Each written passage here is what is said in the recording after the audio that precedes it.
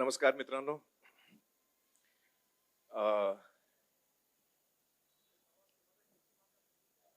पहले मैं ये बताना चाहूंगा कि देवेंद्र जी को मैं अभी 10 साल से जानता हूँ, 10-11 साल से, और मेरे मन में बहुत इज्जत है उनके लिए क्योंकि मैं उनके साथ बहुत क्लोजली काम कर चुका हूँ.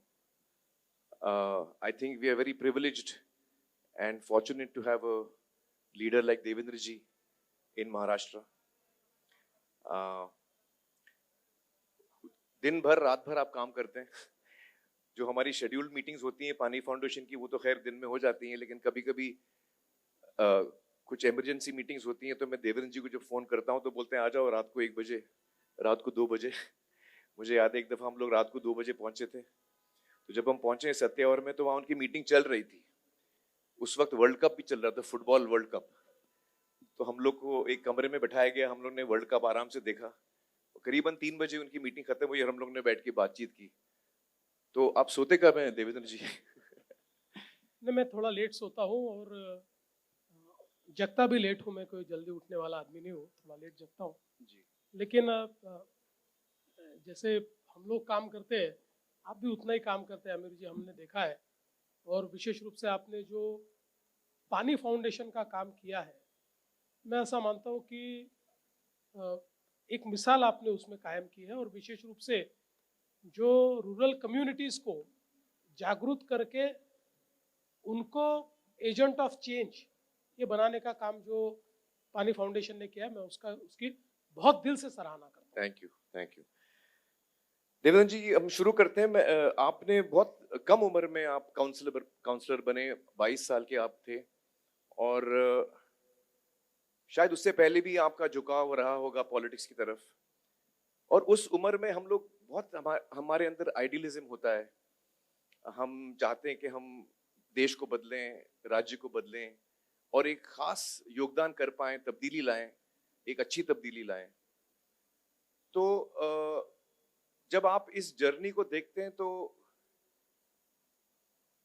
जो आप आइडियलिज्म से शुरू हुए, you know, how much were you able to live up to this idealism in these करीबन 35 साल हो गए आपको? जी बिल्कुल. तो ये आइडियलिज्म से जो आपने शुरुआत की थी वो कहां तक खरी उतरी आपके लिए?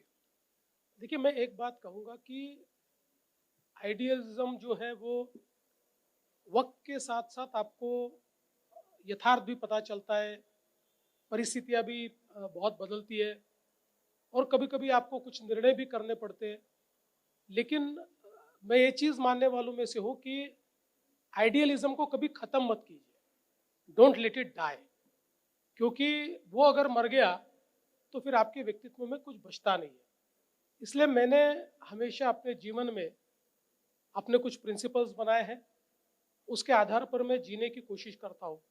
लेकिन साथ साथ मैं प्रैक्टिकल भी हूँ, क्योंकि वोट की राजनीति में और डेमोक्रेसी में अगर आप चुनकर आते हो तो आप जो करना चाहते हो, जो बदलाव लाना चाहते हो, जो आइडियलिज्म इन प्रैक्टिस लाना चाहते हो, वो आप ला सकते हो. इसलिए मैंने कई ऐसे लोग देखे कि जिन्होंने वक्त की नज़ाकत को समझा नहीं और वो समाप्त हो गए, वो चेंज नहीं कर पाए. तो इसलिए मैं जब पीछे मुड़कर देखता हूँ तो हाँ, ये बात सही है कि मैं जिन विचारों को लेकर आया था शायद 100% उस पर नहीं जी पाया. कभी कभी कॉम्प्रोमाइज किया मैंने, मेरे जिंदगी में कई बार किया. लेकिन मुझे इस बात का समाधान है कि मैंने मेरे पर्सनल इंटरेस्ट के लिए, मेरे स्वार्थ के लिए मैंने कभी कॉम्प्रोमाइज नहीं किया, आज तक नहीं किया और आगे भी नहीं करूंगा. वाह वाह. एक दफा मैं इमरान खान की जो क्रिकेटर पाकिस्तान के, उनकी बात सुन रहा था. उनकी भी बातचीत किसी मंच पे चल रही थी. उन्होंने कहा था कि sometimes you need to compromise to achieve your dreams but never compromise your dream itself. Absolutely. तो बहुत सही कहा आपने. देवेंद्र जी, महाराष्ट्र करीबन 10% पॉपुलेशन ऑफ इंडिया महाराष्ट्र में है और शायद पूरे ग्लोब में जो पॉपुलेशन है उसका हम 1.5% है. 100 में से, मतलब इस धरती पे जितने लोग रह रहे हैं 100 में से एक महाराष्ट्रन है. तो ये एक बहुत बड़ी जिम्मेदारी है, आप इस स्टेट को लीड कर रहे हैं। इस बोझ को आप कैसे उठाते हैं, कैसे संभालते हैं? देखिए, बिल्कुल ये एक बहुत बड़ी जिम्मेदारी है। और अगर हम पीछे मुड़कर देखेंगे तो एक बहुत बड़ी लीगेसी हमारे साथ है, एक विरासत है, जिस विरासत ने महाराष्ट्र को तैयार किया है। और उस विरासत के वाहक के रूप में आप महाराष्ट्र में काम करते हो। तो ये कोई किसी एक व्यक्ति ने बनाया हुआ या आपने बनाया हुआ महाराष्ट्र नहीं है। कई लोगों के परिश्रम से, कई लोगों के जिसको हम कह सकते हैं उनकी वीरता से, कई लोगों की भक्ति से ये महाराष्ट्र बना है। इसलिए मैं हमेशा ये मानता हूँ कि महाराष्ट्र एक बहुत बड़ी जिम्मेवारी है जिसको हमें निभाना है। लेकिन साथ साथ मुझे इस बात की भी खुशी है कि अब ये महाराष्ट्र बहुत तेजी से आगे बढ़ रहा है। हम भारत की सबसे बड़ी सब नेशनल इकोनॉमी है। और अभी मैंने 2-3 दिन पहले बजट रखा, उस दिन भी मैंने बताया कि अगर महाराष्ट्र एक देश होता तो दुनिया की सबसे बड़ी 30वीं इकोनॉमी हम होते। और अगर जिस गति से आज हम बढ़ रहे हैं उस गति में कोई प्रतिरोध नहीं आया तो मैं ऐसा मानता हूं कि अगले 2 साल में हम यूएई और सिंगापुर की अर्थव्यवस्था से बड़े बनेंगे। ये महाराष्ट्र की ताकत है। वाह। और हम देश की पहली सब नेशनल $1 ट्रिलियन इकोनॉमी भी बनेंगे। लेकिन ये सारी चीजें करते हुए हमारे सामने बहुत बड़े सवाल हैं। और वो सवाल डिस्पैरिटी के हैं, वो सवाल लॉपसाइडेड डेवलपमेंट के हैं, वो सवाल डेवलपमेंट के आइलैंड्स को हम लोग पूरे डेवलपमेंट के एक इकोसिस्टम में कैसे बदले, ये हमारे सामने सवाल है। और मुझे लगता है कि पिछले 10 सालों में हमने उसी के ऊपर बहुत काम किया है। और इसलिए आज आप देख सकते हो कि जहां एक समय था कि हमारे लिए मुंबई और एमएमआर रीजन और पुणे यही हमारे अर्थव्यवस्था का मैग्नेट हुआ करता था, अब उसके साथ साथ नासिक भी मैग्नेट है, रायगढ़ भी मैग्नेट है, छत्रपति संभाजीनगर भी मैग्नेट है, नागपुर भी मैग्नेट है। और सबसे आखिरी जिला जिसको हम मानते थे, हमारा गढ़चिरौली जिला, वो जिला भी अब देश का स्टील कैपिटल बनने जा रहा है। तो मुझे लगता है कि इसको एक प्रकार से सब तरफ ले जाने का प्रयास हमने किया है। बहुत खूब। Devendra ji, we are living in time of shifting sands. धरतियां खिसक रही हैं, एआई आ चुका है और इतनी तेजी से आ रहा है, इतने रफ्तार से आ रहा है कि हम उसको समझ भी नहीं पा रहे हैं। यंगस्टर्स जो हैं वो ये डिसाइड नहीं कर पा रहे हैं कि किस दिशा में अब अपनी जिंदगी ले जाएं, क्योंकि इतनी अनसर्टेनिटीज हैं। तो ऐसी कुछ चीजें हैं, 2 चीजें हैं एक्चुअली जिनके बारे में मैं आपको पूछना चाहता हूं कि as a leader of the state, how do you deal with this external things which जो बाहर से आते हैं और हमको सबको इफेक्ट करते हैं? जैसे कि एआई, ये बाहर से आया है लेकिन हम सबको इफेक्ट करने वाला है और हम समझ नहीं पा रहे हैं पूरी तरह से कि ये हमको कैसे इफेक्ट करेगा। हमारी फिल्म इंडस्ट्री में भी इसका बहुत गहरा असर होने वाला है।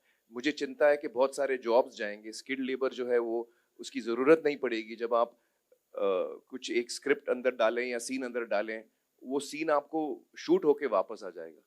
तो जो हमारे कारपेंटर्स हैं, जो स्किल्ड लेबर्स हैं, वो तो ये सारे सवाल उठते हैं हमारे मन में। और दूसरा जो बड़ा इश्यू है जो आज हम देख रहे हैं, इस क्लाइमेट चेंज, वो भी हमारे हाथ में नहीं है। बारिश होती है तो इतनी ज्यादा होती है कि बाढ़ आ जाती है, और नहीं होती है तो बिल्कुल नहीं होती है। तो ये 2 बड़े इश्यूज जो हमारे सामने इस वक्त हैं, उनको आप क्या, किस नजर से देखते हैं? आपकी सरकार की क्या प्लानिंग है, how to tackle these 2 issues?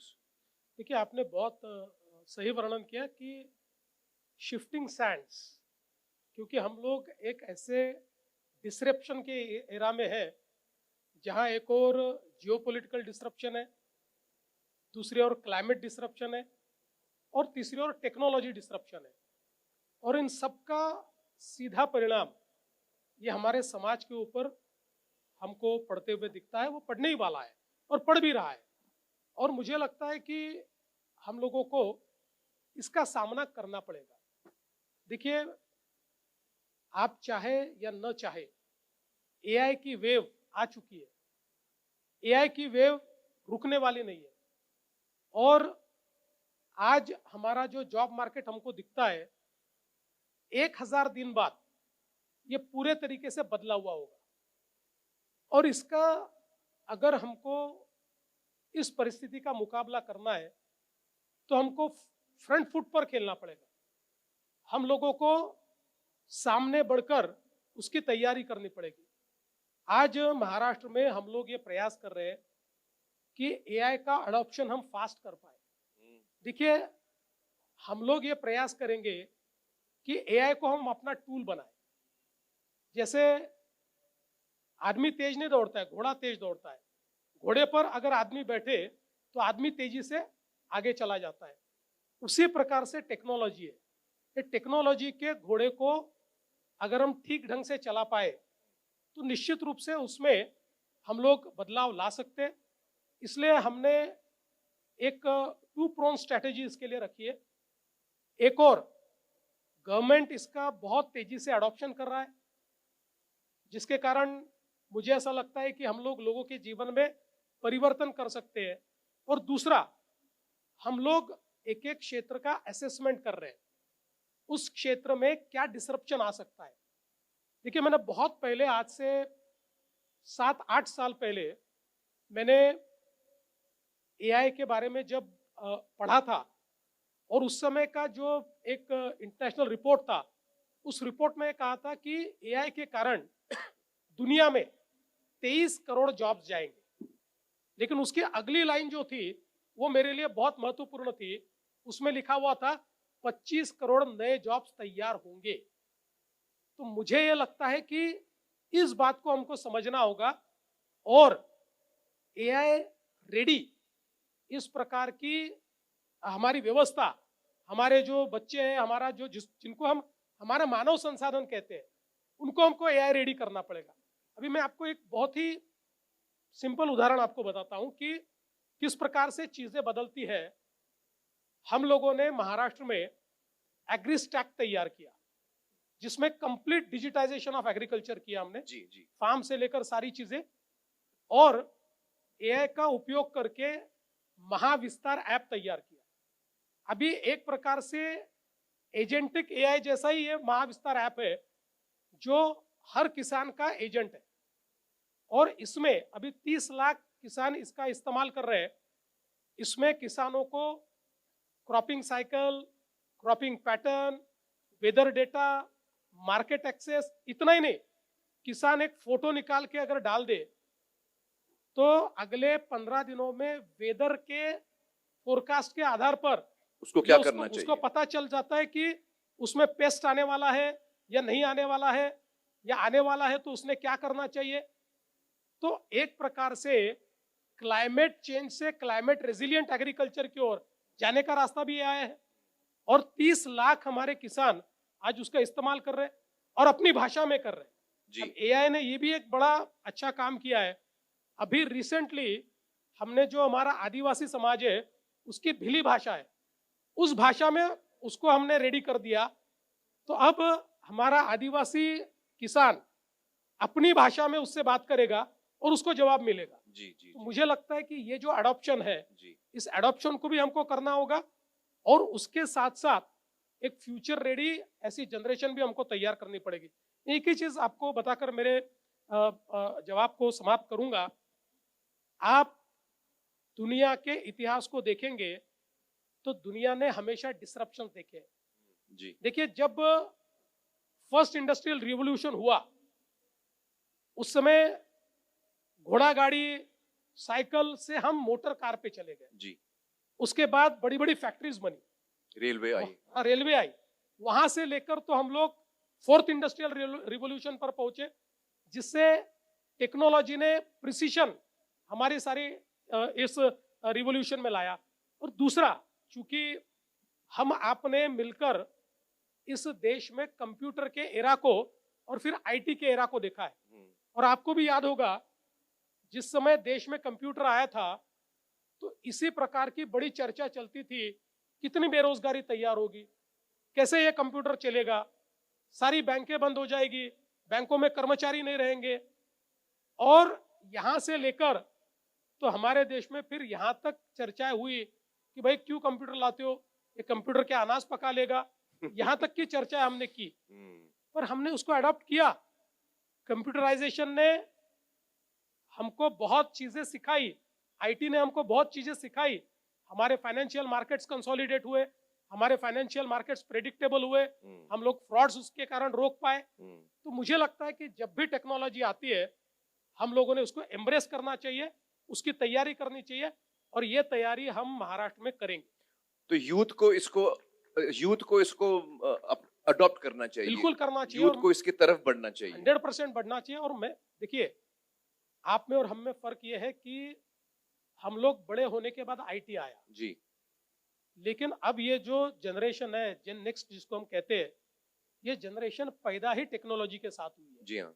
1 साल का 2 साल का बच्चा ये मोबाइल यूज कर रहा है, उसके ऊपर सोशल मीडिया यूज कर रहा है, उस पर अलग अलग ऐप यूज कर रहा है, और अब उसमें गूगल में भी एआई यूज कर रहा है, उसमें ग्रॉक यूज कर रहा है, उसमें और चैट जीपीटी यूज कर रहा है। तो मुझे लगता है कि एक प्रकार से उनके लिए कोई नयापन इसमें नहीं होगा, हम लोग ज्यादा डर रहे हम लोग ज्यादा डर रहे हैं। जी जी। And what about climate change, how do we face that? I think ये एक बहुत महत्वपूर्ण इस प्रकार की बात है। और क्लाइमेट चेंज ये एक रियलिटी है, क्योंकि आज से 10-15 साल पहले कोई क्लाइमेट चेंज की बात करता था तो हमको लगता था कि बोर्डरूम टॉक है, ये एलिट टॉक है। लेकिन आज उसका खतरा हम लोग महसूस कर रहे हैं जी। और मुझे लगता है कि सस्टेनेबिलिटी आज का मंत्र है। अब मुंबई में हम लोग आजकल एक्यूआई की बात करते हैं, और ये बात भी सही है कि पिछले 2 महीनों में मुंबई की एयर क्वालिटी के ऊपर काफी अलग अलग प्रकार से मतलब प्रश्न चिन्ह तैयार हुए। अभी तो खैर पिछले कुछ दिनों से ठीक है, लेकिन अब हमारे सामने ये सवाल नहीं है कि डेवलपमेंट और एनवायरमेंट, डेवलपमेंट और सस्टेनेबिलिटी, अब दोनों को साथ में दोनों चलना को है। साथ में ही लेना पड़ेगा। तो ये तो बहुत बड़ा चैलेंज है। बिल्कुल। और ये मैं ऐसा मानता हूँ कि चैलेंज नहीं है। टेक्नोलॉजी ने अभी हम लोगों को इस प्रकार से एक एक एक प्लेटफॉर्म दिया है कि जिसके चलते दोनों चीजें हम साथ में कर सकते हैं। अब मुंबई के लिए हम लोगों ने एक सर्कुलरिटी का प्लान तैयार किया है जिसको हम इम्प्लीमेंट करेंगे। मैं ऐसा मानता हूं कि टेक्नोलॉजी के कारण अब हम इस एरा में है where nothing is waste, everything is wealth. आपके पास सही टेक्नोलॉजी वेस्ट को वेल्थ में कन्वर्ट करने की अगर होगी तो आप सस्टेनेबिलिटी की ओर जा पाएंगे, आप सर्कुलरिटी की ओर जा पाएंगे, और हमारे जीवन को प्रदूषित करने वाले जितनी चीजें हैं उन चीजों से हम लोग बच पाएंगे। तो मुझे लगता है कि आज हम लोगों ने उसकी स्ट्रेटेजी मुंबई में बनाई है, महाराष्ट्र में भी हम लोग बना रहे हैं। जहां एक और देखिए, 2 चीजें मैं आपको अलग अलग बताना चाहता हूं। ये तो मुंबई की बात हुई, लेकिन अभी महाराष्ट्र में हम लोगों ने पावर के सेक्टर में हमारे किसानों को 16,000 मेगावाट पावर लगती है। अब ये 16,000 मेगावाट पावर, अभी तक हम लोग उनको ये कोयले वाली पावर सारी देते थे। अब हम लोगों ने इसको पूरा सोलर पे शिफ्ट करना शुरू किया। अभी करीब हम लोग 4,000 मेगावाट कर चुके। इस साल के अंत तक हम 14,000 मेगावाट पे पहुंचेंगे, और महाराष्ट्र पहला राज्य होगा जो पूरी 16,000 मेगावाट पावर किसानों को सोलर के माध्यम से देगा। अब मैं आपको बताता हूं कि अगर कोयले की पावर से ये 16,000 मेगावाट पावर का हम विचार करें तो कोयले से हम जितना पोल्यूशन करते हैं 16,000 मेगावाट के लिए, उसका मिटिगेशन अगर हमको करना है तो हमको 300 करोड़ पेड़ लगेंगे। 300 करोड़ पेड़ ही ये 16,000 मेगावाट पावर का मिटिगेशन कर पाएंगे। तो एक प्रकार से 300 करोड़ पेड़ न लगाते हुए भी हमने 300 करोड़ पेड़ का काम किया। अब दूसरा हमने क्या तय किया है, महाराष्ट्र को सस्टेनेबल करने के लिए अभी हमारा जो ट्री कवरेज है that is 23%, we should have 33% ideally. तो 23 से 33 जाने का रास्ता अगर हमको तय करना है तो महाराष्ट्र को 250 करोड़ पेड़ चाहिए। जी। तो अभी हम लोगों ने 300 करोड़ पेड़ का एक मिशन हाथ में लिया है, और ये जो मिशन है, इस मिशन को हम आमिर खान स्टाइल में डेवलप कर रहे हैं, डिजाइन कर रहे हैं। मतलब बिल्कुल नीचे तक जाकर agroclimatic condition, soil condition, indigenous species, वहां पर सालों से कौन से पेड़ बचे हुए हैं, इसका मतलब जो बच सकते हैं, ऐसा एक कंप्लीट उसका डिजाइन हम तैयार कर रहे हैं। और हम लोग ये प्रयास करेंगे अगले 7 सालों में ये 300 करोड़ पेड़ हम लगाए। और ये इसलिए पॉसिबल है कि पिछले 2014 से 19 हम लोगों ने, हमारे मुनगंटीवार जी मेरे साथ वन मंत्री थे, तब हम लोगों ने तय किया था 50 करोड़ पेड़ हमने लगाए। और इसका वैलिडेशन कब हुआ? फॉरेस्ट ऑफ इंडिया का रिपोर्ट 2020 में आया, उसमें केवल महाराष्ट्र एक ऐसा राज्य था जिसमें ट्री कवर भी बढ़ा और फॉरेस्ट कवर भी बढ़ा। तो हम लोगों ने वो करके दिखाया है और आगे भी करके दिखाएंगे। बहुत खूब। आज की डेट में आपको महाराष्ट्र के लिए या महाराष्ट्र के सामने 3 सबसे बड़े चैलेंजेस क्या नजर आते हैं? देखिए, सबसे बड़ा चैलेंज तो क्लाइमेट चेंज ही है जी। क्योंकि क्लाइमेट चेंज का जो असर हमारी खेती पर पड़ रहा है, जी। स्पेशली एग्रीकल्चर पर। जी। और देखिए, आज हम लोग जब ग्रोथ की बात करते हैं, तो अगर आपके 35, 40, 45% लोग ये एग्रीकल्चर पर डिपेंडेंट हो और they are expose to climate change, मतलब अभी पिछला साल था, इतनी सुंदर फसल थी। जी जी। हम लोग ये मानते थे कि एग्रीकल्चर के सेक्टर में हम लोग डबल डिजिट ग्रोथ करेंगे, और बेमौसम बरसात ऐसी आई कि एग्रीकल्चर का ग्रोथ रेट सीधा 4% पर आ गया। जी जी जी। ऐसे ही अब ये साल है, इस साल अभी जो वेदर मॉडल्स है, वो सारे के सारे वेदर मॉडल्स अल नीनो की बात कर रहे हैं। अल नीनो का अर्थ ये होता है डेफिसिट रेनफॉल। अब डेफिसिट रेनफॉल की बात होती है, तो इसलिए हम लोगों को एक क्लाइमेट चेंज के लिए क्लाइमेट प्रूफ और क्लाइमेट रेडी एग्रीकल्चर की ओर जाना पड़ेगा। जी हाँ। जैसे आपने देखा कि पिछले समय हम सब लोगों ने मिलकर जो पानी का काम किया, जी। उसका फायदा क्या हुआ? तो आज 85% भी बारिश हो गई, तब भी हम लोग खेती बचा सकते हैं। जी। वरना 95% बारिश में भी कई जगह सूखा पड़ता था। तो मुझे लगता है कि ये चीजों को समझकर हम लोगों को हमारे सीड्स इस प्रकार से तैयार करने पड़ेंगे कि अगर बारिश में अंतर आता है तो उसमें स्ट्रेंथ ज्यादा होनी चाहिए। बारिश के 2 दिनों में अगर 25 दिन का अंतर आ गया तो वो सस्टेन कर पाना चाहिए। तो ये सारी इकोसिस्टम, ये सारी चेन हम लोग बनाने की कोशिश कर रहे हैं जी। और मैं ऐसा मानता हूं कि महाराष्ट्र की ग्रोथ में सबसे बड़ा चैलेंज ये क्लाइमेट चेंज का और एग्रीकल्चर का चैलेंज है, जिसको अगर हम ठीक ढंग से और एग्रीस्टैक और ये जो एआई है, इसके माध्यम से मैं ऐसा मानता हूं कि हम क्लाइमेट प्रूफ एग्रीकल्चर की ओर जा सकते हैं। बहुत खूब। हमने चैलेंजेस की बात की, आपको महाराष्ट्र के 3 सबसे बड़े स्ट्रेंथ्स क्या नजर आते हैं? देखिए, मुझे महाराष्ट्र की सबसे बड़ी स्ट्रेंथ अगर कोई नजर आती है तो यहाँ की एंटरप्रेन्योरशिप। तो बहुत एंटरप्राइजिंग महाराष्ट्र है। हमारे जो युवा है उनमें जो क्षमता है असीमित है। देखिए, आप कई सालों तक हम लोग कहते थे कि देश का स्टार्टअप कैपिटल बेंगलोर है, कभी कहते थे हैदराबाद है, लेकिन पिछले 3-4 सालों से अगर आप लगातार देखेंगे तो स्टार्टअप इंडिया के रिपोर्ट में the startup capital of India is Maharashtra. Maharashtra startup capital है। देश के सबसे ज्यादा जो सफल स्टार्टअप्स है वो महाराष्ट्र में है। और इतना ही नहीं, तो यूनिकॉर्न्स, जी, जी। स्टार्टअप जब यूनिकॉर्न में परिवर्तित होता है तो एक अलग लीग में वो जाता है। देश के 25% यूनिकॉर्न्स ये महाराष्ट्र से है। और मैं ऐसा मानता हूं कि आज महाराष्ट्र मैन्युफैक्चरिंग के क्षेत्र में, टेक्नोलॉजी के क्षेत्र में, फिनटेक के क्षेत्र में, हर क्षेत्र में महाराष्ट्र बहुत तेजी से आगे बढ़ रहा है। और विशेष रूप से अब जो फ्रंटियर टेक्नोलॉजीज है या नई वेव्स है, उदाहरण के तौर पर अब आईटी की वेव पीछे चली गई और अब new wave is GCC, global capability centres. और मुझे ये बताते हुए खुशी होती है कि लास्ट ईयर जीसीसी का कैपिटल हमारा पूना बना है। Poona is now India's capital for GCC.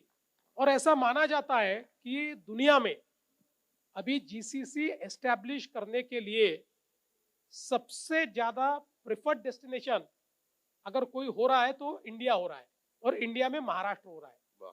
तो मुझे लगता है कि ये जो हमारी बहुत ही एंटरप्राइजिंग इस प्रकार की जो पॉपुलेशन है, हमारे जो यूथ है, ये जिस प्रकार से इनोवेट कर रहे हैं, that is the strength. That is our strength. हमने थोड़ी देर पहले आपने AQI के बारे में बताया, तो मुंबई में AQI बहुत ज्यादा बढ़ रहा है, इसको आप स्पेसिफिकली आप इसको कैसे टैकल कर रहे हैं? देखिए, एक तो मुंबई के सामने सबसे बड़ा चैलेंज ये है कि the entire city is going through a redevelopment process. ये शहर जो है 100 साल, 150 साल, 250 साल ऐसे पुराना बना हुआ शहर है जी। और अब इसमें बहुत तब्दीलियां आ रही हैं, अब इसमें चेंजेस आ रहे हैं, तब्दीलियां आ रही हैं। कंस्ट्रक्शंस बहुत हो रहे हैं। और हम लोगों ने भी जिस प्रकार से अर्बन रिन्यूअल की पॉलिसीज ली है, इसके कारण इस शहर में बहुत बड़े पैमाने पर कंस्ट्रक्शन चल रहा है। साथ साथ आप जानते हैं कि जो इंफ्रास्ट्रक्चर का पुश इस शहर को हमने दिया है, उस इंफ्रास्ट्रक्चर को तैयार करते समय भी अल्टीमेटली उसका कोई ना कोई असर तो होता है। असर तो होगा, हाँ। तो हम लोगों ने अभी ये प्रयास किया है कि इसमें हम लोग कोई सस्टेनेबल प्रैक्टिसेस लाए, उसके कुछ SOPs हम लोग तैयार करें, कंस्ट्रक्शन मटेरियल से लेकर कंस्ट्रक्शन हैंडलिंग तक ये सारी चीजें अगर सही ढंग से की जाए तो हम कम से कम पोल्यूशन करते हुए हम लोग ये रीडेवलपमेंट कर सकते हैं। तो इसके ऊपर अभी कुछ काम तो हमने किया है, लेकिन परसों एक मैंने कमेटी भी इसके ऊपर तैयार की है कि दुनिया में जो नॉर्म्स इसके लिए तैयार हुए हैं, जो दुनिया में नया अनुसंधान इस पे हुआ है, उसको हम मुंबई में कैसे लाए जी। और साथ साथ एयर क्वालिटी के लिए आप जानते हैं कि एयर क्वालिटी, वाटर क्वालिटी, ये सारी इंटरलिंक चीजें कनेक्टेड है। आज मुझे ये बताते हुए खुशी होती है कि हमारे शिंदे जी यहाँ पर है। शिंदे जी जब मुख्यमंत्री थे उस समय हम लोगों ने मुंबई की महानगर पालिका में STPs का काम शुरू किया। देखिए, मुंबई जैसा शहर, इसका जो सीवेज वाटर था, ये सीवेज वाटर ब्रिटिश लोगों ने तैयार किए हुए सेटलिंग टैंक्स में जाता था और वो वैसा ही पानी समुद्र में जाता था। इसलिए हम लोग देख सकते हैं, प्रदेश में जाते हैं, विदेश में जाते हैं तो पानी साफ दिखता है, वहाँ कोई दुर्गंधी नहीं आती। हमारे यहाँ दुर्गंधी आती है क्योंकि अक्खी मुंबई का पानी ये जा रहा है समुद्र में। तो इसके ऊपर जब मैं मुख्यमंत्री था उस समय काफी मैंने प्रयास किया और ध्यान में आया कि इसके नॉर्म्स ही नहीं है। तो फिर झगड़ कर नॉर्म्स तैयार किए, सुप्रीम कोर्ट तक मैं लड़ा और वो नॉर्म्स तैयार किए। उसके बाद हमने उसका काम शुरू किया। बीच में सरकार आई थी कुछ सालों के लिए, कुछ दिनों के लिए, हमारे मित्रों की, उनका इंटरेस्ट नहीं था, उन्होंने ध्यान नहीं दिया। फिर शिंदे जी की सरकार है, हम पीछे लग गए और आज हम लोगों ने उसका काम शुरू किया। अगले साल से हमारे सारे STPs एक एक करके तैयार हो गए और मैं 100% आज नहीं कहता हूं, 75% पानी जो हमारे समुद्र में गंदा पानी सारा जाता था, हमारा सबका सीवेज जो सीधा सी में जाता था, अब 100% ट्रीटेड पानी ही सी में जाएगा। एक बूंद भी गंदा पानी हम लोग नहीं जाने देंगे। 75% हम लोग इसमें से करेंगे और 25% हम लोगों को चैलेंज ये है, जैसे मीठी है, तो मीठी के किनारे बैठी हुई जो झोपड़पट्टी है, उसका जो सीवेज है ये सीधा मीठी में जाता है। तो हम लोगों को ऐसे जो स्पॉट्स है, इन स्पॉट्स में हमको वो पानी कैप्चर करना पड़ेगा, उसको वापस हमारी फैसिलिटी तक ले जाना पड़ेगा और उसको ट्रीट करना पड़ेगा। तो ये 25% के लिए और थोड़ा समय लगेगा। जी जी जी जी। तो ये आपने कहा कि ये आजकल कंस्ट्रक्शन ज्यादा हो रहा है, तो जैसे हो भी रहा है, फैक्ट है, हमको प्रोग्रेस भी चाहिए, डेवलपमेंट भी चाहिए।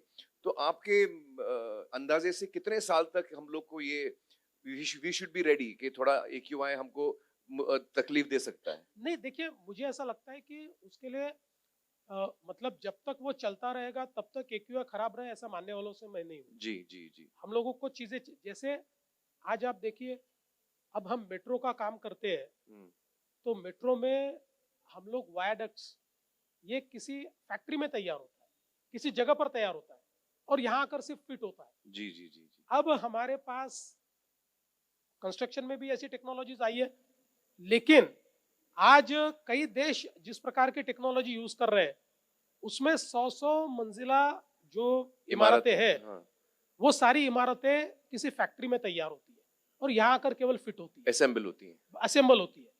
अब उसकी ओर हमको जाना पड़ेगा और मुंबई में जा रहे हैं, जी। लेकिन उसके लिए भी एक इकोसिस्टम तैयार करनी पड़ती है। हुँ, अभी हुँ। मेरे पास एक यूएस की कंपनी आई थी और उन्होंने मुझे कहा कि हम लोग 40 मंजिला इमारत हुँ, हुँ, आपको 120 दिन में बना कर देंगे हुँ, और 150 किलोमीटर में कहीं पर भी हमको ऐसी जगह दीजिए कि जहां पर हम इसको मैन्युफैक्चर कर पाए।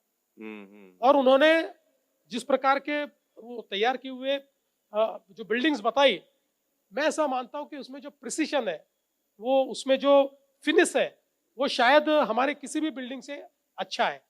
तो ये सारी टेक्नोलॉजीज हम लाना चाहते हैं ताकि हम लोग ये सब आज चीज़ें टैकल जी कर जी सकें। इससे प्रदूषण को हम रोक पाएंगे। जी, जी, जी, जी, जी। देवेंद्र जी, अक्सर जब हम बात करते हैं प्रोग्रेस की, तो हम इकोनॉमिक प्रोग्रेस पे बहुत ज़्यादा तवज्जो देते हैं। जीडीपी पे, मतलब लोग पर कैपिटा इनकम कितना है लोगों का, इकोनॉमिक ग्रोथ राज्य का कितना अच्छा हो रहा है।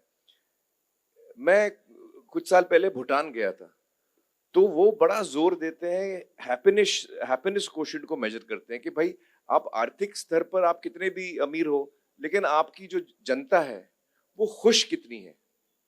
तो मुझे वो देखकर, मुझे एक्सपीरियंस करके वो बड़ा अच्छा लगा, और मैं आपसे पूछना चाहता हूँ कि हमारे राज्य में और हमारे देश में भी हम कब ये सोच ला पाएंगे अपने लिए, ताकि हम इसकी तरफ बढ़ें। नहीं, मैं बिल्कुल आपसे सहमत हूँ कि अ, हम विकास कितना भी कर ले, पर जब तक हम लोग हैप्पीनेस इंडेक्स नहीं बढ़ाएंगे, तब तक उस विकास के कोई मायने नहीं है।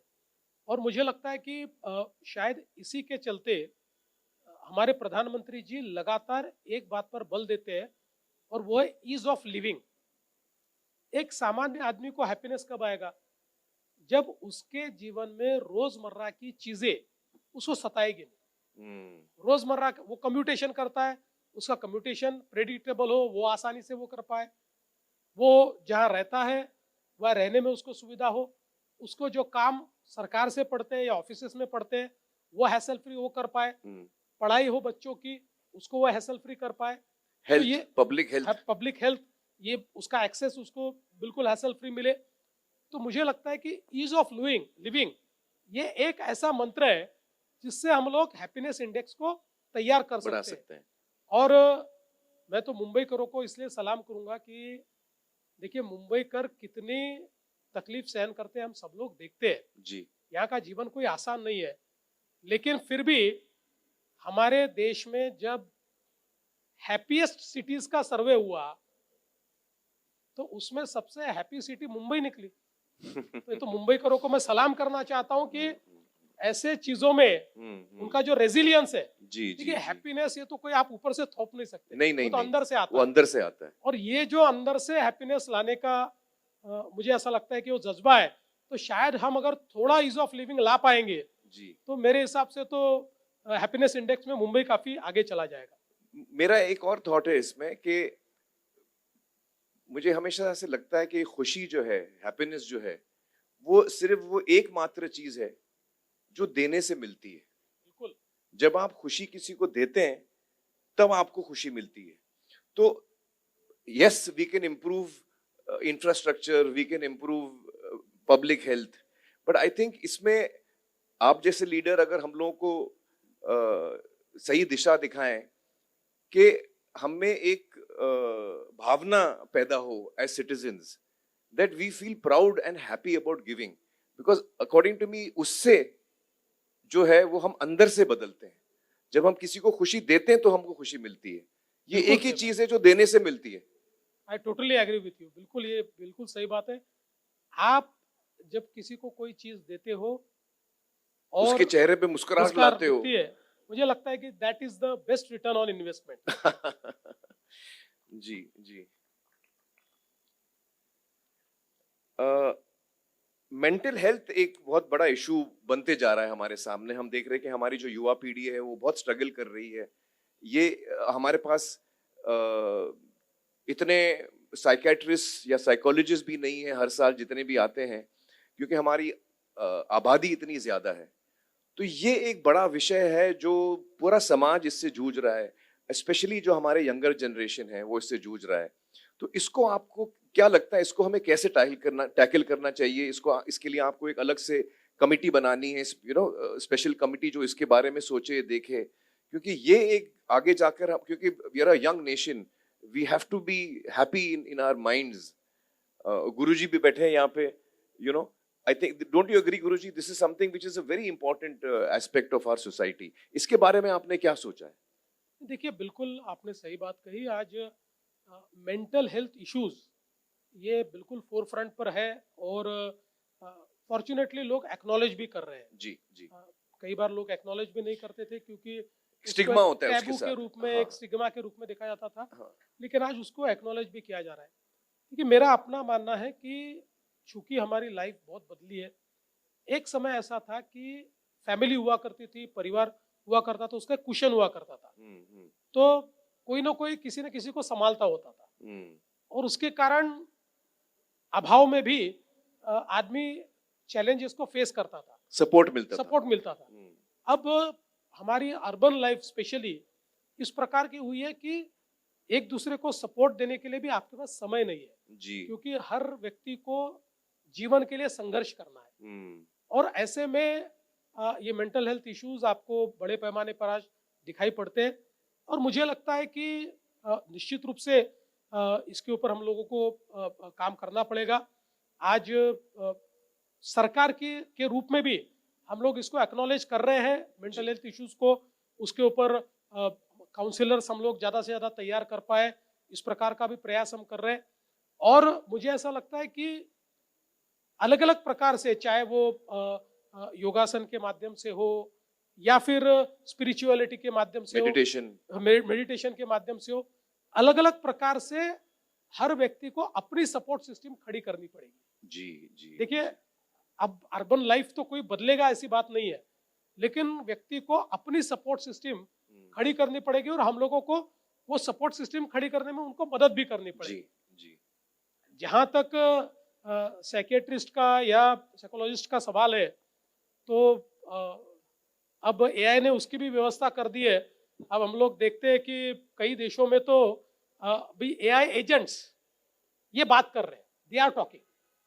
तो आदमी का, हर एक का अभी साइकियाट्रिस्ट जो है वो एआई एजेंट है, जो उसके साथ वो बात करके अपनी बात शेयर कर रहा है, और वो जो उसने जो, हाँ, जिस प्रकार से उसका ट्रेनिंग हुआ है उससे वो काउंसिल कर रहा है। लेकिन मैं आपको एक बहुत मजेदार बात बताता हूँ कि देखिए, सबसे बड़ी बात क्या है कि सोसाइटी में रहना ये बहुत जरूरी है।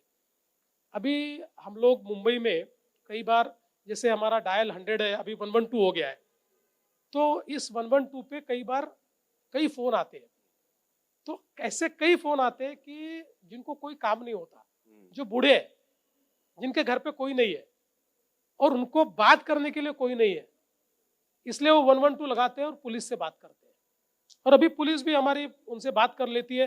कई जगह तो ऐसा रिश्ता हो गया है कि उनका कोई काम रहा तो जाकर पुलिस कर देती है। तो मुझे लगता है कि ये जो एक हमारा सोशल लाइफ जो बदला हुआ है, इसको समझकर हम लोगों को इसमें कोई ना कोई इंटरवेंशन करना पड़ेगा। जी जी जी।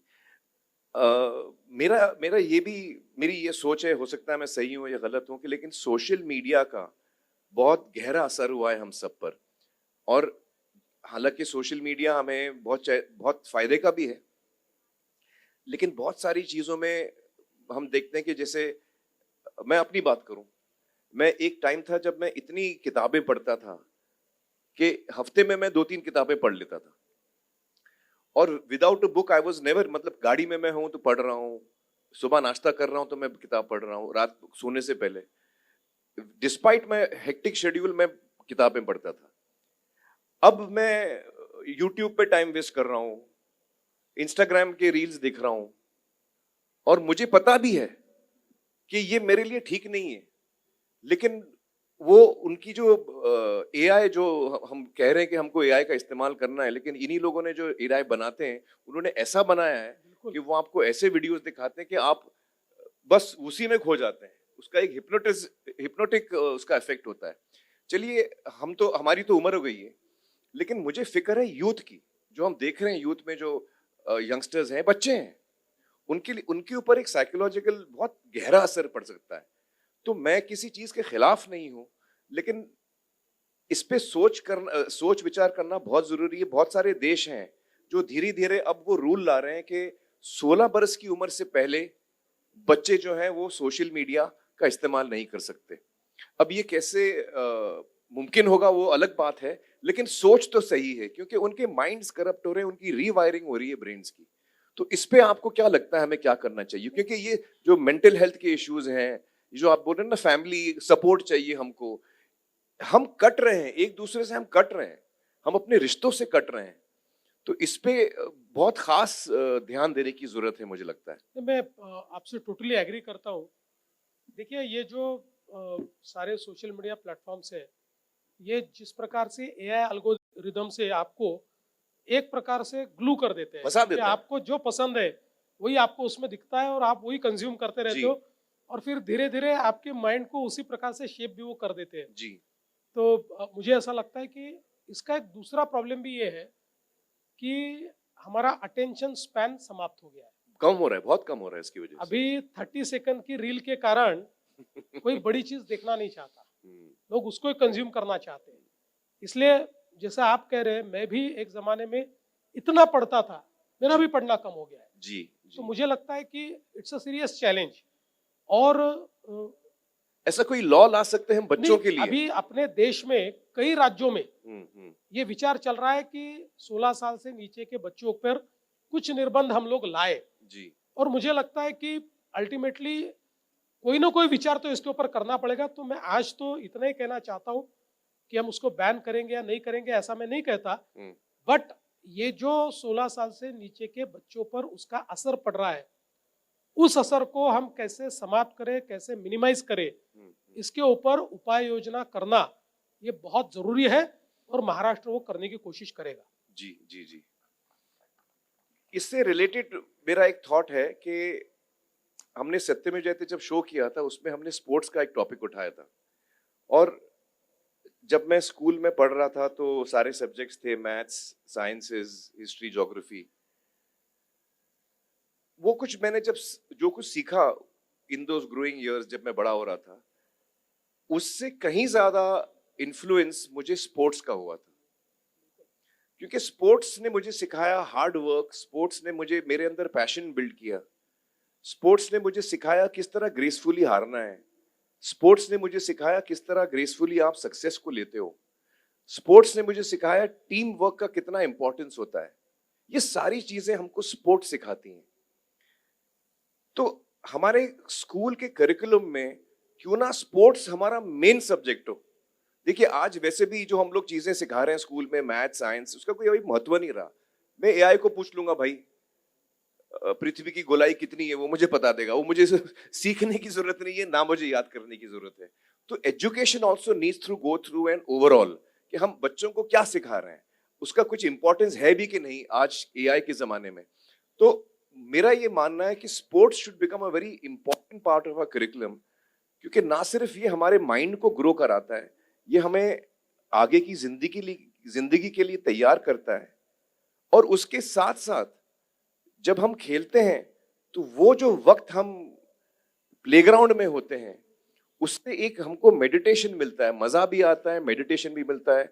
तो जो हम मेंटल हेल्थ की बात कर रहे थे, ये सारी चीजें कनेक्टेड। मेरा ये दावा है कि हर इंसान भारत देश में अगर हफ्ते में 3 घंटा अपने चॉइस का खेल खेले, वो भले टेबल टेनिस हो, वॉलीबॉल हो, कुछ भी, जो अपने चॉइस का, हफ्ते में 3 घंटा आप कोई भी स्पोर्ट अपना खेलें, मेरा ये मानना है कि आपकी जिंदगी बदल जाएगी।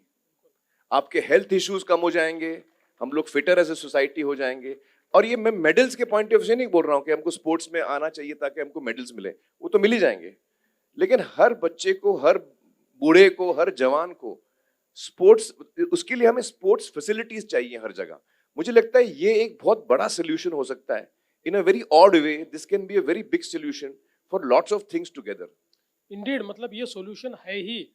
और मुझे ऐसा लगता है कि जैसे पिछले 10 सालों में खेलो इंडिया, ये जो एक मुहिम हमारे देश में शुरू हुई, और विशेष रूप से स्कूल के बच्चों में खेलने के प्रति एक चाह निर्माण हो, इस दृष्टि से आज खेलो इंडिया प्लेटफॉर्म ये देश का सबसे बड़ा प्लेटफॉर्म बना है। लाखों बच्चे खेल रहे हैं और धीरे धीरे खेल को करियर भी बना रहे हैं। अभी तक पिछले 10-15 साल पहले हमारे देश में अच्छे बच्चों का खेल छूट जाता था कि भाई तेरी 12वीं है, ये खेलने से थोड़ी तेरे को नौकरी मिलेगी, ऐसा बोल के उसको छोड़ दिया जाता था। अब ऐसा नहीं है, अब खेल एक करियर भी बन रहा है। और विशेष रूप से सारी गवर्नमेंट्स, यानी हमारी हो, सेंट्रल की गवर्नमेंट हो, खेल में अब निवेश भी करती है, पैसा भी लगाती है। हम लोग स्टेडियम्स बनाते हैं, इंफ्रास्ट्रक्चर हाँ। बनाते हैं। आज तालुका लेवल तक हमारे इंफ्रास्ट्रक्चर्स ये खेल के मतलब क्षेत्र में आपको देखने को मिलते हैं। बिल्कुल किसी एक छोटे से तालुका के गांव में भी आपको बॉक्सिंग रिंग भी आज देखने को मिलती है। कबड्डी तो खैर वहाँ खेलते हुए आपको दिखाई पड़ते हैं। सारे प्रकार के खेल, इंडोर खेल भी आज आपको वहाँ पर दिखाई पड़ते हैं। तो मुझे लगता है कि ये निश्चित रूप से एक बहुत अच्छी स्ट्रैटेजी है। और अब पिछले समय हमने महाराष्ट्र की पहली स्पोर्ट्स यूनिवर्सिटी ये पुणे में शुरू की है। अब दूसरी स्पोर्ट्स यूनिवर्सिटी नागपुर में हम लोग अगले साल शुरू करने जा रहे हैं। तीसरी स्पोर्ट्स यूनिवर्सिटी हम लोग छत्रपति संभाजीनगर में शुरू कर रहे हैं। तो पहली बार सरकार भी स्पोर्ट्स यूनिवर्सिटी शुरू करके स्पोर्ट्स एक करियर भी है, इसको भी हम लोग एक्नॉलेज करने की कोशिश कर रहे हैं। और मुझे लगता है कि निश्चित रूप से मतलब 100 मर्ज की एक दवा ये स्पोर्ट्स है। अब बिल्कुल मैं पूरी तरह सहमत हूँ, लेकिन हम लोग अपने करिकुलम में इसको एक खास दर्जा क्यों नहीं दे सकते? नहीं है, उसमें उसका दर्जा है ही। पीटी क्लास में हम लोग कुछ थोड़ा बहुत कर लेते हैं, वैसे नहीं होना चाहिए। बिल्कुल बिल्कुल नहीं, उसको और इम्प्रूव करने की आवश्यकता है। जी जी जी बिल्कुल करें। एक मेरा सवाल है जो थोड़ा ट्रिकी सवाल है। मैं कुछ साल पहले अर्थशास्त्र पढ़ रहा था, और जिसको कुछ लोग चाणक्य नीति भी कहते हैं। तो चाणक्य जी ने वो लिखा था, और उस समय के करीबन 1800 या 2000 साल पहले की बात है। उन्होंने रिकॉर्ड किया था कि बहुत सारी चीजें उन्होंने उस वक्त की रिकॉर्ड की थी कि एक अच्छा राजा, उसकी क्या क्या रिस्पॉन्सिबिलिटीज होती हैं, क्या कर्तव्य होता है, सिटीजन्स का क्या कर्तव्य होता है। जब मैंने वो किताब खत्म की तो मुझे एक चीज का एहसास हुआ कि मनुष्य ये 2000 साल में बदला नहीं है। टेक्नोलॉजी बदल गई है, हम जो कपड़े पहनते हैं वो बदल गए हैं, लेकिन मनुष्य वहीं का वहीं रहा है। क्योंकि उसमें जो क्राइम्स की लिस्ट आप देखेंगे तो आपको लगता है अच्छा ये क्राइम उस वक्त भी चल रहा था, ओके। राजा का सबसे बड़ा प्रॉब्लम क्या था? करप्शन। कि करप्ट मिनिस्टर को कैसे हैंडल करें, करप्ट एडमिनिस्ट्रेटर को कैसे हैंडल करें। तो मुझे रियलाइज हुआ कि ये आज की बात नहीं है, ये सिर्फ हिंदुस्तान की बात नहीं है, ये शायद मनुष्य ही ऐसा है कि हम में वो एक क्वालिटी है जो हम अपने आप को, जो इंटेग्रिटी से हम हट जाते हैं और करप्शन की ओर बढ़ते हैं। और करप्शन सिर्फ पैसे का नहीं होता। आज हम देख रहे हैं एप्स्टीन फाइल्स के बारे में, हम रोज देख रहे हैं। That is another level of corruption only, total mental corruption. तो ये करप्शन हमारे अंदर से कब हटेगा, कैसे हटेगा, आपके क्या विचार हैं इस पे? देखिए, जिस समय मैं कुछ साल पहले जापान, माफ कीजिएगा मैं इंटरप्ट कर रहा हूं, मैं कुछ साल पहले जापान गया था। जापान जब मैं गया तो वहां पे जो कोई भी क्षेत्र में काम कर रहा है, चाहे वो कोई भी प्रोफेशन में हो, कोई वेटर है, कोई ड्राइवर है, टैक्सी चलाते हैं, मैंने पूरे ट्रिप, हम लोग थे करीबन 1 हफ्ता 2 हफ्ता, मैंने कई लोगों को टिप देने की कोशिश की, उनमें से एक ने भी टिप नहीं लिया। हम लोग, किरण जी और मैं रात को कहीं गए थे कैरियोके बार जो होता है, तो जो लड़का चला रहा था वो 18 साल का लड़का था, young boy was running the karaoke bar. जब हम वहां से निकले तो मैंने टिप देने की कोशिश की। किरण ने बोला क्यों आप टाइम वेस्ट कर रहे हो, वो नहीं लेने वाला। मैं बोला ये 18 साल का लड़का है, उसको जरूरत पड़ेगी। देवेंद्र जी उसने भी नहीं लिया, उसने बोला नहीं हमको हमारी सैलरी मिलती है। तो जापान में ऐसी क्या बात है, उसकी सोसाइटी में ऐसी क्या बात है, जब वो टिप नहीं लेते तो वो घूस क्या लेंगे? उनका सेल्फ रिस्पेक्ट इतना हाई है। तो ये हम अपने समाज में कब देख पाएंगे? और ये पूरे वर्ल्ड में है, मैं ये नहीं कहता हूं कि हिंदुस्तान में, पूरे वर्ल्ड में है ये, और हजारों साल से चला आ रहा है। तो इसको हम कब इसमें इंटेग्रिटी देख पाएंगे लोगों में? और इसमें लीडरशिप क्या कर सकता है? देखिए, जब अन्ना हजारे जी का इंडिया अगेंस्ट करप्शन का आंदोलन चल रहा था दिल्ली में, उस समय एक व्हाट्सएप मैसेज बड़ा चल रहा था, मुझे आज भी याद है। और वो मैसेज ऐसा था कि पूरा भारत करप्शन के खिलाफ है, तो साला ये करप्शन करता कौन है?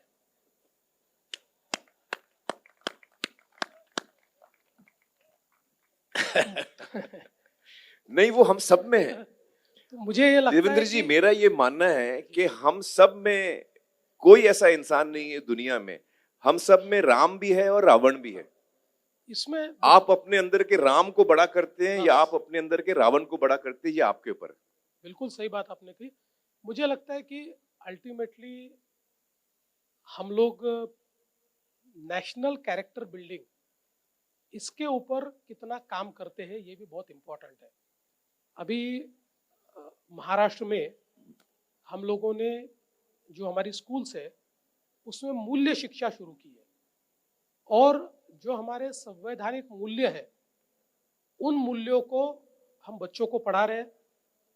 पहले शिक्षकों को ट्रेन किया है। हमारे शांतिलाल जी मुथाए पुणे के बहुत अच्छा कार्य करते हैं, आप भी उनको जानते हैं।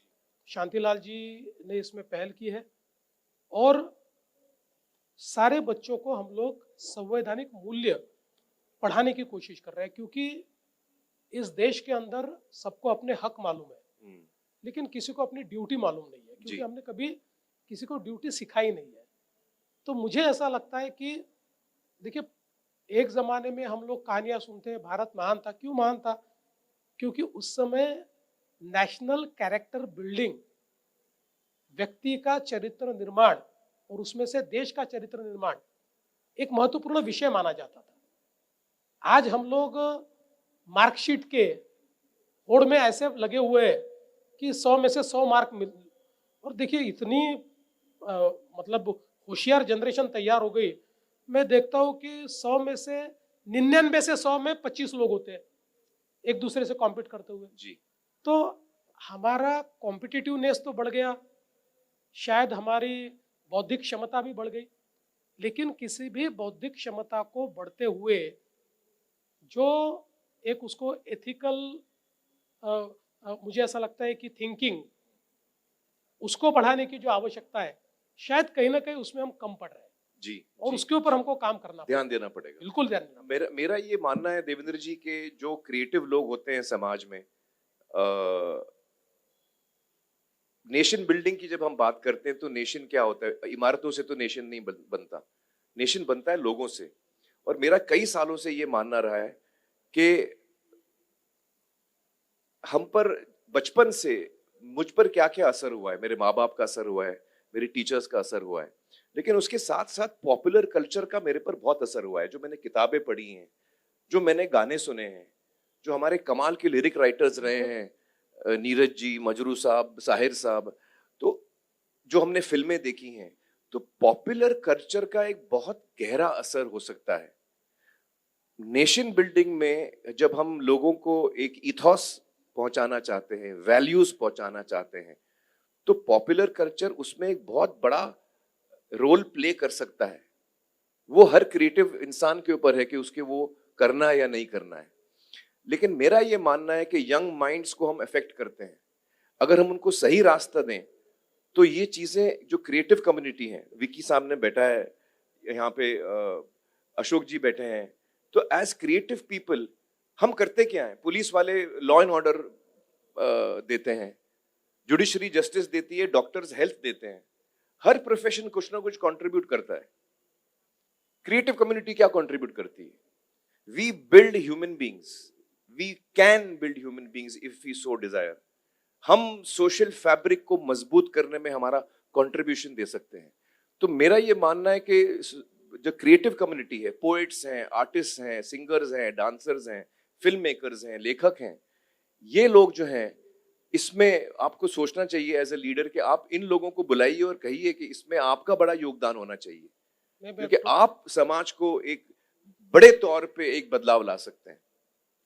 बिल्कुल सही बात है। और मेरा अपना भी मानना है कि जो पॉपुलर कल्चर है उसका बहुत असर हमारे ऊपर होता है। उसमें उसका अच्छा भी होता है, बुरा भी होता है। बिल्कुल होता है। मतलब देखिए, अब जब हम लोग बड़े हुए तो उस जमाने में रामायण महाभारत हम लोग ये टीवी पे सीरियल देखते थे, तो उसका एक लॉन्ग लास्टिंग असर हमारे ऊपर रहा है। जी जी जी। जिस प्रकार से मतलब वो सारी भूमिकाएं हमने देखी है, ये हम लोग जो बचपन में कहानियां सुनते हैं, कहानियां पढ़ते हैं, उसका एक असर हमारे ऊपर होता है।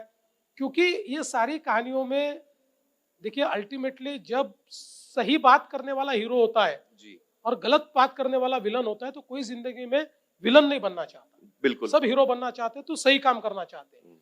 इसलिए मुझे लगता है कि ये सारी चीजें जो सही है, वो चीजें क्रिएटिव पद्धति से कम्युनिकेट होनी चाहिए। और निश्चित रूप से इसमें कल्चर का एक बहुत बड़ा योगदान हो सकता है। और शायद हम लोगों ने उसको एक टूल के रूप में जितना इस्तेमाल करना चाहिए नहीं किया, उतना नहीं किया है, उसको किया और जाना चाहिए। मुझे लगता है कि सरकारों ने भी इतना उसको इम्पोर्टेंस नहीं दिया है, क्रिएटिव कम्युनिटी को इतना इम्पोर्टेंस नहीं दिया है, कल्चर को। अगर हम दें उसको, तो मेरा ये मानना है कि एक बहुत बड़ी तब्दीली आ सकती है समाज में। देखिए, क्रिएटिविटी का प्रॉब्लम क्या होता है कि वो किसी अनुशासन में बनता नहीं है, उसके अपने नियम होते हैं। सही कहा आपने, लेकिन हम गाइडेंस दे सकते हैं, हम उसको एक नहीं, इसीलिए इनकरेजमेंट दे सकते नहीं, हैं। मैं इसको गलत नहीं मान रहा हूँ, लेकिन इस कारण से इसमें सरकार कोई बहुत कुछ नहीं कर सकती। जी जी। देखिए, सरकार तो क्या करती है, नहीं, सरकार इसमें का लॉ अपना तो होता है आप कि नहीं ला सकते। हाँ। एक करिकुलम तैयार करके सरकार अपना आगे बढ़ती है। हम्म। लेकिन मुझे ये लगता है कि निश्चित रूप से एज अ सोसाइटी हम लोग इस प्रकार के जो मतलब क्रिएटिविटी है उसका इस्तेमाल जरूर कर सकते हैं। बिल्कुल बिल्कुल। देवेंद्र जी, एक लास्ट में आपको सीरियस सवाल पूछूंगा, फिर मैं कुछ लाइट सवाल भी पूछना चाहूंगा आपको। हम जो इलेक्टोरल प्रोसेस देखते हैं हिंदुस्तान में, उसमें हम रिफॉर्म्स कब देख पाएंगे? मैं अपना क्वेश्चन और समझाता हूं आपको। हमारे यहाँ प्रोसेस है फर्स्ट पास द पोस्ट, यानी कि जितने लोग इलेक्शन के लिए खड़े हैं, अगर 10 कैंडिडेट हैं, 12 कैंडिडेट हैं, तो उनमें से जिसको भी एक वोट बाकी 10 से मिल गया तो वो इलेक्शन जीत जाता है। ये हमारा रूल है, हम इस फॉर्मेट को फॉलो करते हैं, फर्स्ट पास द पोस्ट। अब मैं एक खेल खेलता हूं ऑनलाइन, उसका नाम है सेटलर्स ऑफ कटैन। वो स्ट्रैटेजी का गेम है, तो उसमें स्ट्रैटेजी का इस्तेमाल होता है। तो अगर आज मैं पॉलिटिशियन होता तो मेरी स्ट्रैटेजी ये होती है कि अगर रूल ये है कि फर्स्ट पास द पोस्ट मैं जीत सकता हूं, तो मैं अगर बाकी 8-10 लोगों को कम से कम वोट दिलवाऊं तो मेरे जीतने के चांसेस बढ़ जाते हैं। तो ये जो हमारा सिस्टम है इलेक्शंस का, इसमें होता क्या है कि कोई भी अक्लमंद पॉलिटिशियन ये सोचेगा कि बांटो, वोट्स बांटो, ताकि मुझे एक वोट ज्यादा मिल जाए। मेरा ये सवाल है कि, और करीबन 40 ऐसी कंट्रीज हैं जो फर्स्ट पास द पोस्ट को फॉलो करती हैं, लेकिन करीबन 140-150 कंट्री हैं जो अलग इलेक्टोरल प्रोसेस फॉलो करती हैं, जैसे कि फ्रांस है, जर्मनी है। तो वहां पे उनका प्रोसेस होता है कि किसी भी व्यक्ति को इलेक्शन जीतने के लिए 51% यानी कि मेजॉरिटी जीतना पड़ता है। जब आप गेम का रूल चेंज करेंगे तो एज अ गेम प्लेयर मेरी स्ट्रैटेजी भी चेंज होगी। मेरी स्ट्रैटेजी होगी कि मैं लोगों को जोड़ने की कोशिश करूं। Instead of being exclusive in my strategy, I will be inclusive in my strategy. ये मेरे मन में काफी टाइम से थॉट आ रहा है कि क्योंकि हमारा देश इतना विशाल है, हमारे अंदर इतनी काबिलियत है, तो अगर हम पॉलिटिकल रिफॉर्म्स लाएं जिसमें हम इस चीज पे ध्यान दें, आपको क्या लगता है? देखिए, मुझे ऐसा लगता है कि जिस समय हमारा संविधान बना और हमने डेमोक्रेटिक प्रोसेस को अपने संविधान की रीढ़ के रूप में स्वीकारा, उस समय हमारे यहाँ पर वोटिंग की पद्धति कैसी हो इसके ऊपर एक लंबा डिबेट हुआ, जिसमें फर्स्ट पास द पोस्ट पे ऊपर भी बात हुई, प्रेफरेंशियल पद्धति पर भी बात हुई, 51% पे प्रेफरेंशियल रिप्रेजेंटेशन। रिप्रेजेंटेशन पर भी। अल्टीमेटली हमारे संविधान लिखने वालों ने ये विचार किया कि this is a very diverse country. ये डाइवर्स कंट्री में पहले तो हम लोग टू पार्टी सिस्टम नहीं ला सकते, ये मल्टी पार्टी सिस्टम से चलेगी जी। और मल्टी पार्टी सिस्टम में डाइवर्सिटी को एक्नॉलेज करना है और डाइवर्सिटी को वॉइस देना है जी। तो हमारे लिए बेस्ट चीज ये है कि मेजॉरिटी से हम लोग निर्णय करें, क्योंकि जितनी डाइवर्सिटी है उतने प्रकार के मत है जी। तो अगर हम मेजॉरिटी रोल अल्टीमेटली हाँ। मैं एक उदाहरण के तौर पर जी। बताता हूँ, आप और मैं दोनों ही है और इनको हम दोनों पसंद नहीं है, तो इनका मत एक्सप्रेस करने के लिए आपके कुछ विचार है और मेरे कुछ विचार है, लेकिन विकी जी को ना आपके विचार पसंद है ना मेरे विचार पसंद है, तो उनको तो फिर कोई चारा ही नहीं है। तो हमारे यहाँ डाइवर्सिटी इतनी है, इतने प्रकार के विचार है, लेकिन अल्टीमेटली हमारा देश कुछ विचारों पर एक है जी। उसके ऊपर हमारे यहाँ वोटिंग होता है। जी जी। आज मैं ये नहीं मानता कि प्रॉब्लम वोट का डिवीजन है, मैं ये मानता हूं हमारा प्रॉब्लम तब सॉल्व होगा जब हमारे यहाँ पर 100% वोटिंग होगा, 90% वोटिंग होगा। आज जो लोग घर में बैठकर देश की सिस्टम को गाली देते हैं, ये सही नहीं है वो सही नहीं है, उनमें से कोई वोट देने को नहीं जाता। डेमोक्रेसी में बदलाव वोटिंग से होता है। आप देखिए अगर 90% 80% वोटिंग चला जाए तो देश का चुनाव केवल मुद्दों पर होगा, और मुद्दों पर जब चुनाव होगा तो आप कैंडिडेट है मैं कैंडिडेट हूं, मुझे मेरे मुद्दे कहने पड़ेंगे, आपको आपके मुद्दे कहने पड़ेंगे और मुद्दों पर ही वोट होगा। मुझे लगता है 51% से वो ज्यादा होगा। जब आपको 51% जीत के आना है तब मुझे सबको इंक्लूड करके इसमें आगे जाना प्रॉब्लम पड़ेगा। ये है, अभी इतना बड़ा हमारा देश है, कैंडिडेट तो आप 10 खड़े करोगे और 10 कैंडिडेट में 51% वोट किसी को नहीं मिला तो वापस पोल करना पड़ेगा। नहीं नहीं नहीं, पहले 2 लोगों में पोल करना पड़ता है। नहीं नहीं नहीं, वो ऐसा ही है। कुछ कंट्रीज में ऐसा भी है कि आप जब मैं वोट करने जाता हूं तो मैं अपना फर्स्ट चॉइस डालता हूं, मैं देवेंद्र जी को दूंगा वोट, सेकंड चॉइस एकनाथ जी को तो दूंगा, प्रेफरेंशियल थर्ड चॉइस विकी को दूंगा। तो उसमें जो फाइनली जो काउंटिंग करते हैं तो बाय जो नहीं जीता, जो एकदम जिसको सबसे कम वोट मिले हैं, उसका सेकंड चॉइस क्या था भाई, ये जो तो वो एक इलेक्शन में भी हो सकता है। नहीं, ये जो वोटिंग हमारे यहाँ बाय एलिमिनेशन, नहीं, ये जो आप कह रहे हैं ना, ये वोटिंग हमारे यहाँ होता है, विधान परिषद में और राज्यसभा में ऐसा ही वोटिंग होता है। अच्छा, इसी प्रकार से। लेकिन ये वोटिंग किसके लिए है? ये वोटिंग जहां पर जिस समय हमने वोटिंग शुरू किया जी, उस समय की हमारी जो स्थिति थी, जहां 100% लोग पढ़े लिखे हैं, जिनको वोटिंग पैटर्न समझता है, वही प्रेफरेंशियल वोटिंग। अभी मैं आपको क्या बताऊं, हमारे एमएलएस भी 250 वोट पड़ते हैं, समझ लो 288 एमएलएस के, उसमें भी 10 वोट 25 वोट कभी कभी बर्बाद हो जाते हैं, क्योंकि उनको भी नहीं समझता 1 2 3 कैसे वोटिंग करना है, how to give the preference. It's a very difficult. इससे आप एक्सक्लूजन करोगे लोगों का। We have to include people. लेकिन आप सोचिए, मेरे थॉट्स पे आप सोचिए, देवेंद्र जी मैं थोड़े लाइट सवाल पे आता हूँ अभी। एक दफा ये सारे जितने सवाल मैंने पूछे हैं देवेंद्र जी से, बाय द वे हम लोग बहुत दफा मिले हैं, ये पहला मौका हुआ है मेरा कि मैं आपसे ये सारी बातें, हम लोग बाकी तो हम लोग एग्रीकल्चर और पानी पे बातें करते रहते हैं, लेकिन एक दफा देवेंद्र जी मेरे घर पे आए थे और मैंने उनसे पूछा था कि आपकी अमृता जी से शादी कैसे हुई। तो मैं आपका जो जवाब है सबके सामने आप अगर हमसे शेयर करना चाहेंगे, क्योंकि मुझे वो कहानी बहुत पसंद आई थी, प्लीज हमारे साथ शेयर करिए। ऐसा है कि मतलब अमृता से जो मेरी शादी हुई, तो मैंने शादी करना ऐसा जब विचार किया तो ऑब्वियसली मेरी माँ ने कोई मैरिज ब्यूरो में रजिस्टर करके और वहाँ से कुछ फोटोग्राफ्स वगैरह लेकर आकर मेरे सामने रखे। तो मैंने अमृता का फोटो उठाया और मैंने कहा इसका नंबर मुझे चाहिए। उसका नंबर मैंने लिया और मुझे आज भी याद है, मैं ट्रेन में जा रहा था, वहाँ से मैंने अमृता को फ़ोन किया और मैंने कहा कि कल मैं नागपुर पहुँच रहा हूँ और कल हम मिलते हैं। डायरेक्ट फ़ोन करके मैंने बोला। तो मतलब कोइंसिडेंटली वो उसका जन्मदिन भी था, वो तो मुझे बाद में पता चला। तो मेरे एक दोस्त के घर हम लोग मिले, मेरे एक फ्रेंड के घर हम लोग मिले और हमने 2 घंटे बातें की।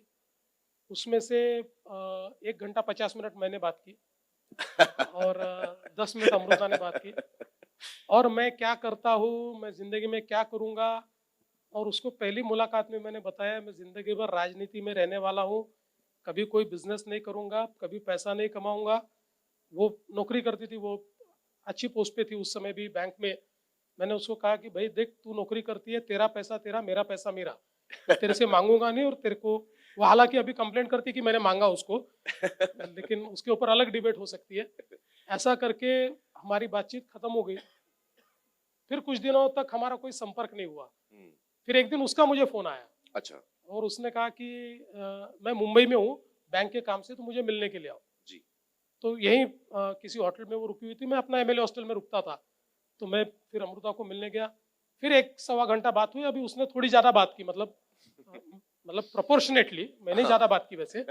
और फिर कई चीज़ें ज़िंदगी की सारी बातचीत हुई। उसके बाद वो चली गई, मैं चला गया। फिर 15-20 दिन, महीना भर कोई वो नहीं था, संपर्क नहीं हुआ।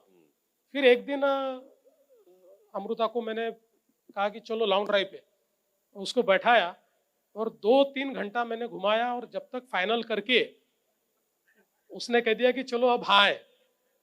तो फिर हम तब तक लोगों ने, आप गाड़ी हाँ, चलाते रहे। गाड़ी चलाते रहे।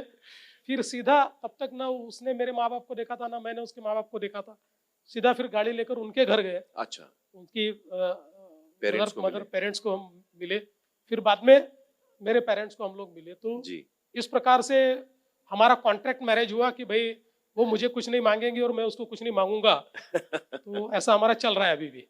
हाँ, नहीं ये बहुत ही, मुझे बहुत मजा आया ये कहानी सुन के, क्योंकि मुझे लगा कि अक्सर पति जो बोलते हैं कि भाई शादी के बाद आप घर पे बैठोगे, काम नहीं करोगे, ये वगैरह वगैरह, लेकिन आपकी थिंकिंग बहुत ही प्रोग्रेस थी उस समय भी, कि आपने इतने, और प्लस आपने बहुत क्लियरली अपनी तरफ से कहा कि भाई ये चीजें मेरे तरफ से आप समझ लो। नहीं, मैंने उनको देखा था उस समय बैंक में 12 घंटे काम करते थे हम लोग। जी जी और जी उसका जी पैशन ही बैंक था जी। और उसका लाइफ भी बैंक था।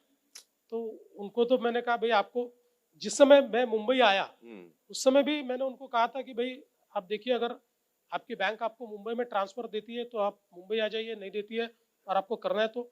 फॉर्चुनेटली बैंक ने उनको ट्रांसफर दी ट्रांसफर दे दिया। यहाँ पर। चूंकि मैं चीफ मिनिस्टर था तो फिर उन्होंने बैंक को ये कहा कि मुझे बैक ऑफिस का जॉब दीजिए, क्योंकि ओरिजिनल उनका जॉब ये मार्केटिंग का था। ये अच्छा, तब तक आप सीएम बन चुके थे? अब मैं बाद में बना, मैं तो बाद में बने, हाँ। उस समय एमएलए था मैं। एमएलए थे, हाँ। और आपकी जानकारी के लिए बताता हूँ, वो जी। बाद में घर में जाकर मुझे गाली देगी, लेकिन एमएलए क्या होता है अमृता को पता नहीं था जब मेरे से शादी हुई। उसको पॉलिटिक्स की कोई जानकारी नहीं थी, जी जी इसलिए मेरे साथ शादी की उसने। होती तो शायद करती कि नहीं, मुझे पता नहीं। देवेंद्र जी, आखिरी सवाल पूछता हूं मैं। मैंने अपने करियर में काफी किरदार निभाए हैं, और मैं इस आखिरी सवाल में उन कैरेक्टर्स के नाम बताऊंगा कौन सी फिल्म से हैं। मैं चाहूंगा कि इतने सालों में आप बहुत सारे पॉलिटिकल फिगर्स का सामना हुआ है आपका, तो जब मैं कैरेक्टर का नाम लूं तो आप उस पॉलिटिशियन का नाम लीजिए कि ये कौन पॉलिटिशियन जो है वो इस टाइप का है। इसमें मेरी शर्त ये होगी कि मुझे एक लाइफलाइन चाहिए और फिर वो जो सारे सामने वाले बैठे हैं उनका भी ओपिनियन चाहिए, 50-50 भी चाहिए। चलिए हम शुरू करते हैं। कयामत से क्यामत तक का राज, कौन पॉलिटिशियन उस रोल में बैठेगा? गिरीश भाऊ किधर गए? Romantic lover boy. अच्छा, गिरीश लेकिन बाबू। मेरे बोलने से पहले उधर से आवाज आ गई। चलिए आप लोग भी हेल्प करिए देवेंद्र जी को। दूसरा, रंगीला का मुन्ना, टपोरी। हाँ, नहीं ये मैं किसी को नहीं कहूंगा। कोई टपोरी नहीं है? नहीं नहीं, कोई तो होंगे टपोरी। वो मैं एकनाथ जी आप वो बताइए, हेल्प आपको करिए। अकेले में बताऊंगा, सबके सामने नहीं बोलूंगा। ठीक है ठीक है। इसके बाद हम आते हैं ACP Rathore, Sarfarosh. Any cases? Devendra ji, सब आपका नाम ले रहे हैं देवेंद्र जी, आप अपना भी नाम ले सकते हैं। मैं तो सोच रहा था मैं रैंचो पे अपना नाम लूंगा। नहीं, आप सारे फिल्मों का अपना नाम भी ले सकते हैं। तो चलिए, देवेंद्र जी फॉर एसीपी राठौड़, अच्छा है, गुड वन। भुवन फ्रॉम लगान। देखिए, मैं वैसे तुलना थोड़ी अलग हो जाएगी, लेकिन भुवन का जो कैरेक्टर है वो एक प्रकार से सबको यूनिफाई करके जी जी जी, और सब में सबको एक साथ लेके आगे चलता लेके है। वो जो लड़ाई लड़ता है, तो तो ऐसी लड़ाई लड़ने का जो एक मतलब जज्बा है वो हमारे प्रधानमंत्री जी में है, मोदी जी में। वाह वाह। दिल चाहता का आकाश बहुत ही नॉटी है वो, उस पर भरोसा बिल्कुल नहीं किया जा सकता है। इसका रोल कौन करेगा आपके हिसाब से? कई लोगों ने हमारा भरोसा तोड़ा है। उनमें से किसी को भी कास्ट कर लो। ठीक है, मैं प्रेस नहीं करूंगा उसके लिए। अपना रंग दे बसंती का डीजे बड़ा इमोशनल है, दिलदार आदमी है, जान भी दे देता है। उसकी लास्ट में एक लाइन है कि जिंदगी जीने के दो ही तरीके हैं, एक जो हो रहा है चुपचाप बर्दाश्त करते रहो, नहीं तो जिम्मेदारी उठाओ उसे बदलने की। क्या बात है, बताइए भाई। एकनाथ जी, एकनाथ जी वैसे ही है। हाँ, ये एकनाथ अच्छी जी बात है, हाँ, डेयरिंग वैसे ही है। हाँ। तारे ज़मीं पर का Nikum sir, very sensitive, lot of empathy, lot of sensitivity. नहीं, ऐसे तो कई लोग हैं हमारे पास, लेकिन किसका नाम लो? हाँ, कौन कौन? शिंदे साहब का नाम वापिस आ रहा है। अच्छा। शिंदे साहब को मल्टीपल रोल है। वाह।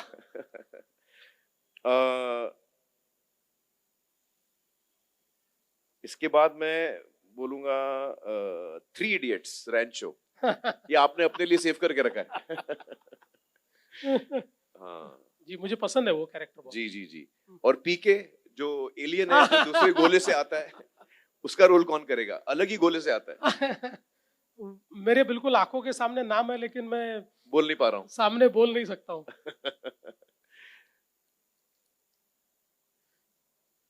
आई थिंक अमृता जी को नाम पता समझ में बोलना आ गया। चाहती है, लेकिन मैं नहीं चाह रहा हूँ कि वो आप बोले। मैं समझ रहा हूँ यहाँ से, लेकिन मैं नहीं चाह रहा हूँ कि वो नाम बोले। ठीक है ठीक है। और महावीर फोगाट, दंगल। हाँ, दंगल। महावीर फोगाट भी हमारे शिंदे जी है। अच्छा, हाँ बिल्कुल। वाह, क्या बात है एकदम। आपने दंगल किया, कुश्ती किया एकनाथ जी? वाह वाह। लेकिन आपने असली तो मुझे पूछा ही नहीं। कौन सा? गजनी। गजनी, हाँ। गजनी रह गया। देखिए, मेरी याददाश्त कमजोर है। तो गजनी कौन है हमारे पॉलिटिशियंस में से? उसका जवाब शिंदे जी बताएंगे आपको। शिंदे जी जानते हैं शिंदे गजनी कौन है। अरे माइक दो, शिंदे जी को माइक दो प्लीज, प्लीज माइक दो। गजनी पर्सनली बताएंगे। बताइए ना देवेंद्र जी। हाँ, नहीं। ठीक है, बहुत बहुत शुक्रिया देवेंद्र जी, आपने इतने खुल के हर सवाल का जवाब दिया। आई थिंक आपके जवाबों से हम लोग को बहुत कुछ इंकरेजमेंट भी मिला, एक हम लोगों को एक कॉन्फिडेंस मिलता है कि जो हमारे लीडर हैं वो इन सारे विषयों पर सोच रहे हैं। और मेरा तो हमेशा से ये मानना है कि क्योंकि हम पिछले 10 सालों से काम कर रहे हैं, तो मेरे दिल में आपके लिए बहुत इज्जत है। आपकी इंटेग्रिटी, आपका फोकस, आपका हार्ड वर्क, आपका डेडिकेशन, आप जो भी मैटर सामने आता है आप बहुत ही समझदारी से उसका सॉल्यूशन निकालते हैं। आप सुनते बहुत ध्यान से हैं, which is a wonderful quality for a leader. तो मेरी शुभकामनाएं आपके साथ है कि आप हमारे राज्य को और भी आगे ले जाएं। Thank you. अपनी टीम के साथ और भी आगे ले जाएं और हमें न सिर्फ देश में बट दुनिया का सबसे बड़ा राज्य माना जाए। हर हैप्पीनेस कोशेंट में, इकोनॉमिकली, इन एवरी वे हमारी शुभकामनाएं आपके साथ हैं। बहुत बहुत शुक्रिया। Thank you so much. Thank you.